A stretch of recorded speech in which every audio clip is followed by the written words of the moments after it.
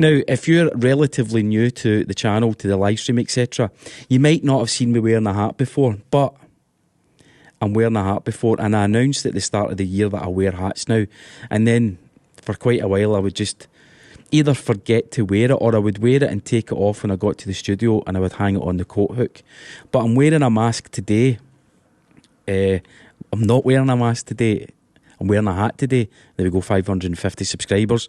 I'm not wearing a mask today, I'm wearing a hat. And that's because in Scotland, it is no longer a legal requirement to wear a mask in public settings such as shops and supermarkets.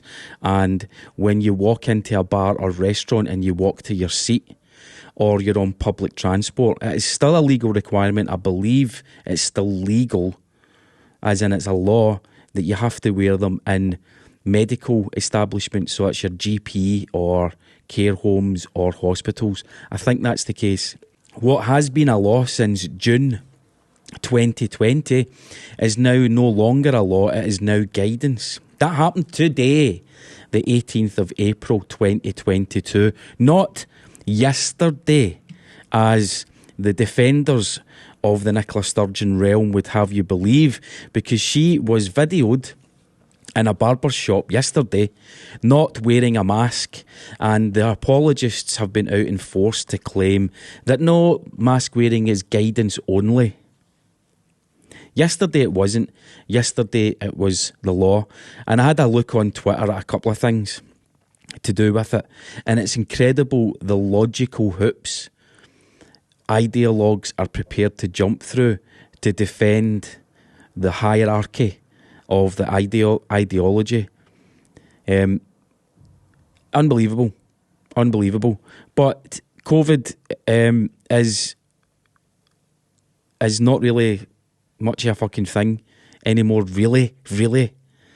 But we've of course got Scotland's number one dentist, Professor Jason Leitch, chipping in. We're still cautious as public health advisors because we're still worried about the overwhelmed nature of our health systems around the world, not just here, but in Scotland is no exception. Our emergency departments are struggling, our hospitals are struggling, not just with COVID, with backlog, with everything else coming in that has waited until this point to come forward. So we're still worried. So there we go. Basically, he is towing the same comms line that public health experts have been towing for over 2 years. We're still worried. We're terrified. Imagine having a job where all you do is get in front of some shitey camera and talk about how worried you are. I'm just so worried. And they're also called public health officials. Public health. And nobody seems to stop and break down what that actually means. Public health. What the hell is public health? You see, my health is different from your health, and your health is different from your neighbour's health. What might be right for you health-wise might not be right for me health-wise, yet somehow we've got this massive swimming pool of health, and we call it public health. And these public health officials are employed by governments, they're employed by the state to make reports and to offer advice and guidance to these politicians on what's best for public health. But remember, what's best for you might not be best for me, might not be best for my neighbour, might not be best for my neighbour's cousin. So the whole fucking concept of public health is just one of these 21st century things that's thrown out there.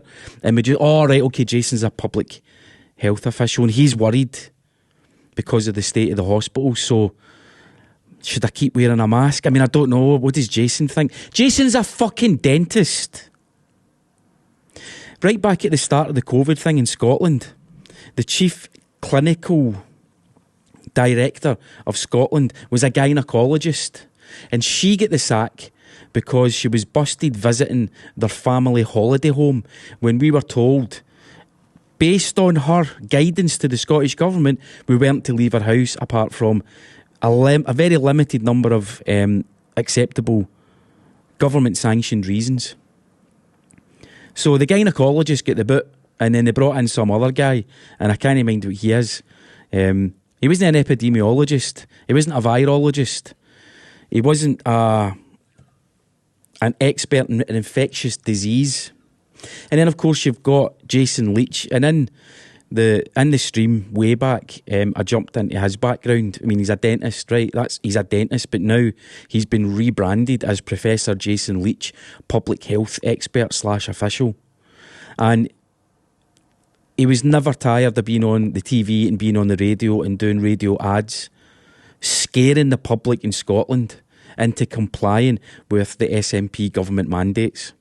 But anyway, the good news is the law on wearing masks in Scotland is lifted. It's lifted today. It wasn't lifted yesterday. It's guidance today.